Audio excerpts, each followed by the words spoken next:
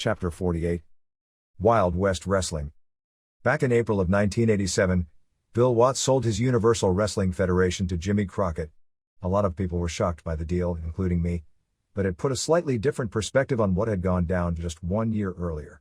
If you recall, in the spring of 1986, Booker Ken Mantell left the Texas booking office, along with a large number of wrestlers from Texas, and went to work for Bill Watts. While it is definitely possible that Bill and Ken had plans of overtaking Texas in order to expand and continue running the UWF, it's also possible, knowing what a clever businessman Bill Watts is, that Bill was secretly planning on selling his territory before he even made the moves on Ken Mantell. Therefore, having Texas locked up would simply have given him a better selling price when he decided to put the UWF on sale. Although I can't prove that, if you put everything in order and think about it rationally, a deal to sell a territory doesn't come on the spur of the moment, and believe me when I tell you that sale didn't just happen overnight. When the sale came, Paul Bosch, who promoted Houston for Bill Watts, was so blindsided that, out of anger, he refused to go with Crockett and instead chose to do business with the WWF. That really pissed Fritz off, but it didn't overly concern me. I knew that the WWF would have to send 14 guys into Houston every week by plane, and since it was the only stop in the entire Southwest for them, their expenses would be astronomical. Don't get me wrong, I was going to keep my eyes on them, I just wasn't going to become obsessed and all consumed with the WWF. Besides, I had a bigger fish to fry with rebuilding World Class, and didn't have time to sit and worry about whose talent was or wasn't being promoted in Houston. In any event, Paul's relationship with the WWF went south really quick, and by September of that year, he retired from promoting altogether. Believe me, wrestling wars take a lot of you. As blindsided as Paul was by the sale of the UWF, perhaps no one got screwed over more than Ken Mantell. When the sale was finalized, UWF wrestlers like Sting and Rick Steiner went to work for Jimmy Crockett, but Ken was of no value as a wrestler, and since Dusty Rhodes was booking for Jimmy, Ken wasn't needed, and was left standing alone, holding the proverbial bag, out in the cold. In the end, it turned out that Ken was merely a pawn in Bill's game, which makes sense, because a pawn is the only thing Ken could ever be, as he's certainly not a player. And if Ken was the genius booker that he thought he was because of the great legacy of success he accumulated in Texas, why didn't Jim Crockett or Vince McMahon quickly snatch him up? With nowhere else to turn, Ken began palling around with Sam Cohen, and slowly began suckering his way into Sam's wallet. If you recall, Sam had promoted wrestling in South Africa, and was a multimillionaire. Ken somehow talked Sam into starting an independent promotion with him in Texas named Wild West Wrestling.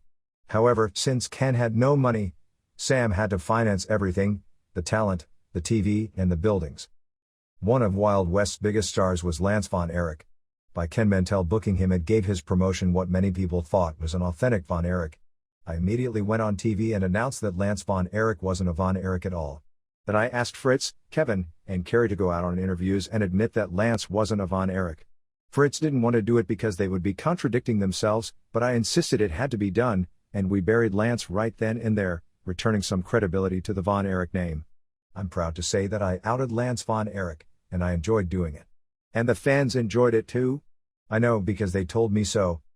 Eventually Fritz began looking for someone to help him out with the financial end of World Class. Ken Mantell was very shrewd, because once he heard that, he encouraged Sam to meet with Fritz. During their meeting, not only did Sam offer to buy into World Class, and thus alleviate any financial strain Fritz was going through, but he also suggested they combine World Class with Wild West and grow the company. He painted it in such a way that Fritz accepted the offer on the spot. However, when the time came for Fritz and Sam to sign the contract, Ken had managed to talk Sam into listing him as one of the backers, so, according to the contract, Sam Cohen and Ken Mantell made a down payment of $25,000 to buy into World Class. That's how Ken Mantell, who didn't have a pot to piss in or a window to throw it out of, conned his way back into World Class. After all the drama we had been through in the past, there was Fritz, Ken, and I all back together again.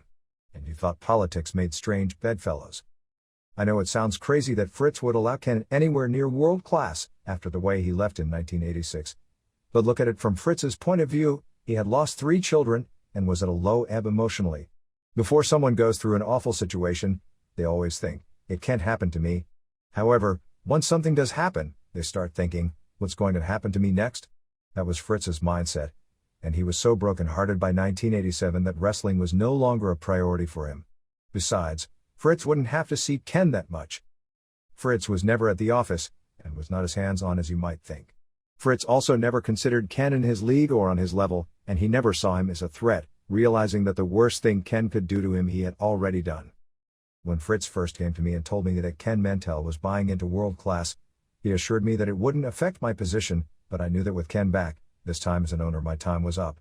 The sad thing is, until Ken Mantell got involved, I am positive without a doubt in my mind that I could have brought World Class back to prominence. At the time that Fritz took Ken and Sam in as partners, they still had Wild West TV contracts they had to fulfill, and Fritz told me I would have to book the Wild West shows in addition to World Class. I refused, but Fritz was adamant, telling me that I had no choice in the matter because Wild West was now part of the company. Wild West had the missing link: Bill Irwin, Iceman King Parsons, John Tatum, and a couple of other nobodies. It was really second-level talent, and now I had to produce and book their show. So I simply went home and asked Jason and Chad, "Want to book Wild West for Daddy?" I gave my sons the names of the talent and they booked the Wild West cards. And I have to say, my boys were very good bookers. They had great experience, though. They had all the WWF figures, and would normally book 30 shows a week in their playroom. Even though Iceman King Parsons was considered part of Ken's crew, he gave me a heads up one day that I should be watching my back, because Ken and his crew had it in for me. I was appreciative that he tipped me off, but I really didn't worry about it, because I had guys like Don Jardine and Al Perez watching out for me. Besides, I had worked in horrible buildings all my life fighting with fans, and now I'm supposed to worry about a few jabroni wrestlers. Although I never felt physically threatened, the guys on Ken's crew did try to make my job tough on me. On more than one occasion, I would tell the Wild West guys what I wanted them to do in the ring, and they would complain that Ken wouldn't want that. I would always remind them Ken wasn't the booker, I was. Someone would then inevitably point out that Ken was an owner, and I would shoot back, "Fritz von Erich owns this place, and I'm the booker.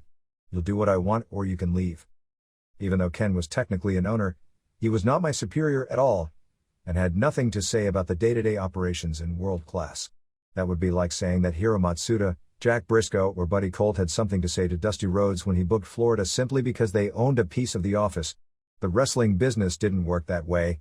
Someone could be a co-owner of a promotion, yet have no control over the day-to-day operations of the business.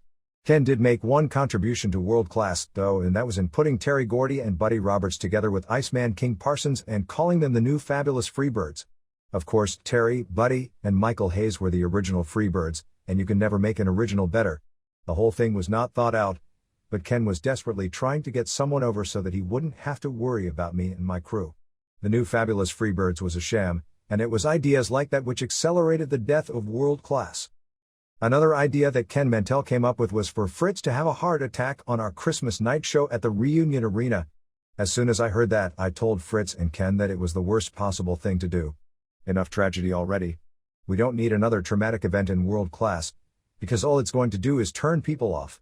Another Von Erich near death? Another Von Erich in the hospital? Another Von Erich may die? How redundant do we have to be? Enough was enough.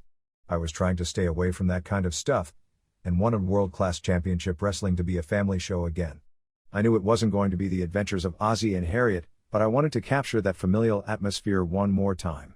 I knew I would have to do violent things to draw money, but I tried to keep it so that the fans could watch our shows at home with any member of their family and nothing would be objectionable. I was acutely aware that since David's death in 1984, all the deaths and tragedies had chased away our casual fans. And as hard as I was trying to get the casual fans back, there was Ken Mantell wanting to do a heart attack angle on Christmas night no less. No matter how loud I argued, Ken won out on that one. You see, Ken had money invested in the company, while I was just the booker. Plus, Ken brushed me off by telling Fritz I was jealous and didn't want it to work because it was Ken's idea. That's ridiculous, because to me, a good idea is a good idea, but playing off of a tragedy is not what I would consider a good idea. Tragedy is always a negative, no matter how you look at it, and you cannot take a tragedy and turn it into a positive in any manner. I know that it's hard for people to understand how Ken Mantell could get Fritz to do the heart attack angle. But Ken appealed to Fritz's ego by insisting he was the only one who could turn the company around by garnering sympathy for the patriarch of the Von Erich family. And deep down, Fritz thought the angle just might work. Not only did Ken get to have his angle against my wishes, but to add insult to injury he insisted it be done just prior to Al Perez's match. Ken could have done his angle in any match he wanted, but he picked ours. I knew why Ken wanted this angle done right before Al's match. He was hoping that by beating up poor Fritz von Erich in the ring, the new fabulous Freebirds could take the heat from Al, become the new bad guys, and make me and Al less important. He was doing everything he could to drive me out of world class, and he clearly resented the fact that Al and I were in a top position. Ken Mantell went to extremes that night in trying to get the new fabulous Freebirds over, but all he did was dredge up a bunch of old memories. It was set up so that Fritz would accompany Kerry to the ring for his match against Al, but before the match could take place, the new fabulous Freebirds would run in and stomp Fritz down, and then Fritz would have to be carried out on a stretcher, suffering from a heart attack.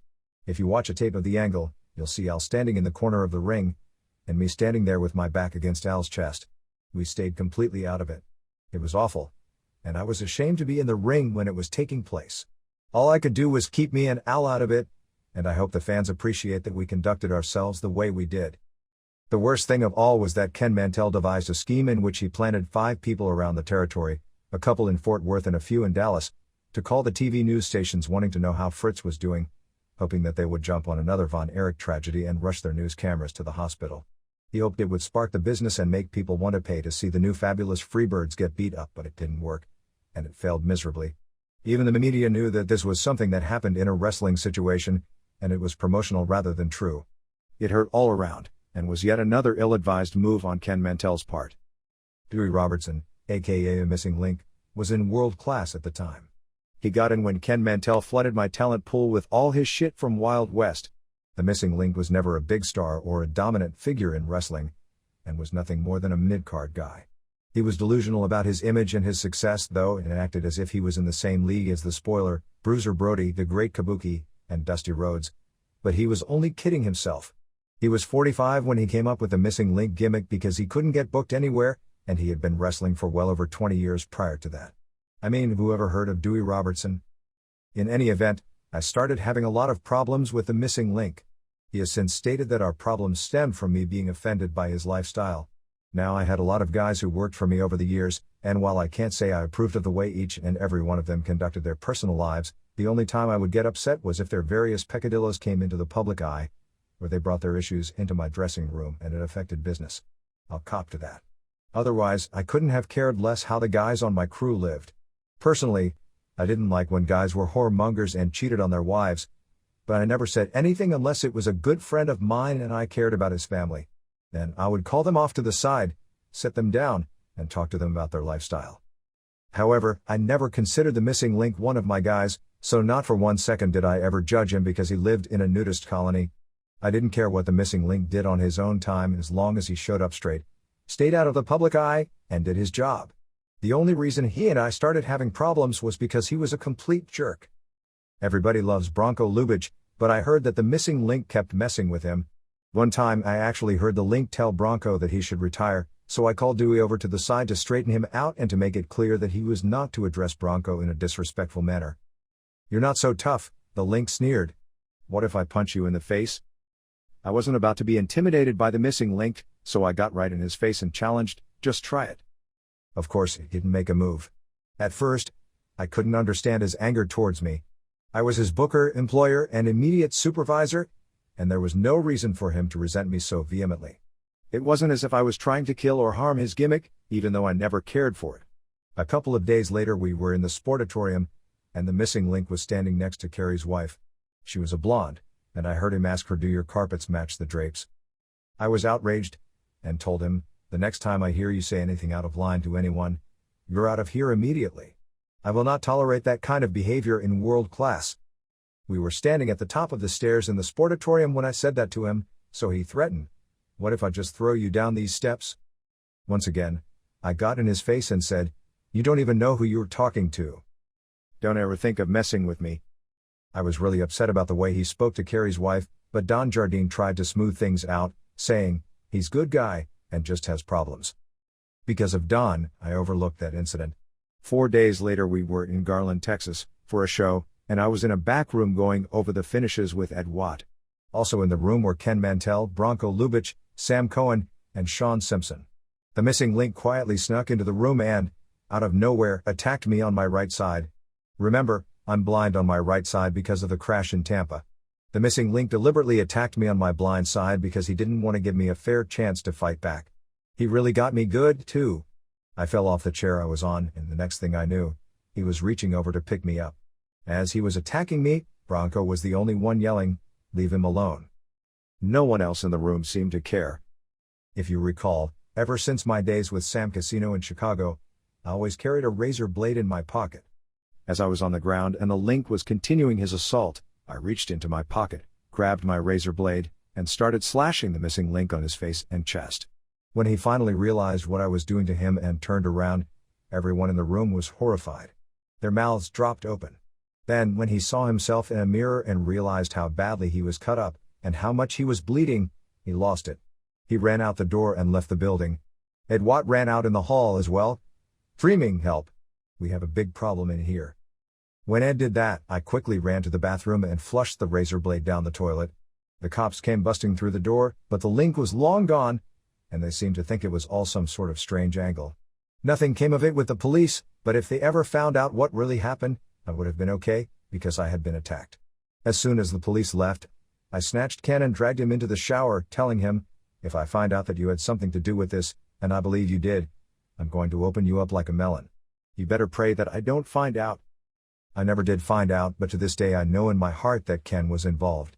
Aside from the fact that Iceman Parsons had tipped me off, why didn't he, Sam, Ed, or Sean speak up or try and help me? The only one who cared about my welfare was Bronco Lubitsch. The missing Link would never have had the balls to make the moves on me unless he had the blessings of Ken Mantell and Sam Cohen. The Link was able to be talked into attacking me because he was constantly drunk and high, upset and depressed that his career never took off, and because he loved Ken Mantell, since Ken was the only booker who ever pushed him. It's funny, because to this day the Link babbles on and on about how good Ken Mantell was, but if Ken Mantell was such a great booker, why was the missing Link so broke that he had to live out of a truck in a nudist colony? And why was he so poor that he had to borrow money from Bronco Lubitsch when he originally left the territory with Ken in the sabotage deal that didn't work out? I truly believe I was set up that day in Garland, but they picked on the wrong guy. After that night, I never saw Sam Cohen again. Ever. He left World Class, and his kids refused to work for me. They were afraid of me, and I can understand that. It must have been a horrifying thing for Sean to witness. The missing Link, meanwhile, sent his wife in later that night to pick up his stuff, and I never saw him again, either. And to show that I'm not a bad guy, at the time, the Link's son Jason was wrestling in the territory for me, and I kept him on and used him. While I'm certainly not ashamed of what I did that day to the missing Link, I do want you to keep this story in perspective, and remember that I was never the type of guy who walked around looking for trouble, or tried to hurt people just to get a bad-ass reputation. However, if someone messed with me physically or laid their hands on me, I would hurt them really bad. In my 30 years in wrestling, I can count the problems I had with wrestlers on one hand, so it's not as if when I didn't get my way I had no problem cutting someone up. It's just that, even though I wasn't what you would call a traditional tough guy, if someone messed with me, they would pay a heavy price. And for those of you who feel that I should have gotten up and fought the missing Link like a man, keep in mind that I am physically half the man that the missing Link is, plus I'm blind in my right eye. Therefore, rather than take an ass-kicking after he sucker punched me, I took out my blade and cut him up. Yes, the missing Link might be physically stronger than me, but when it comes to guts and brains, he couldn't match me on his best day. Because this incident with the missing Link was totally self-defense on my part, as I never attacked him or tried to set him up in any way, I've never had remorse about it, because Dewey brought it on himself and deserved what I did to him.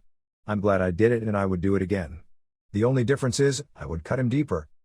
By the way, I have heard that the missing Link has recently issued a public apology to me. I don't know why he's apologizing to me, though.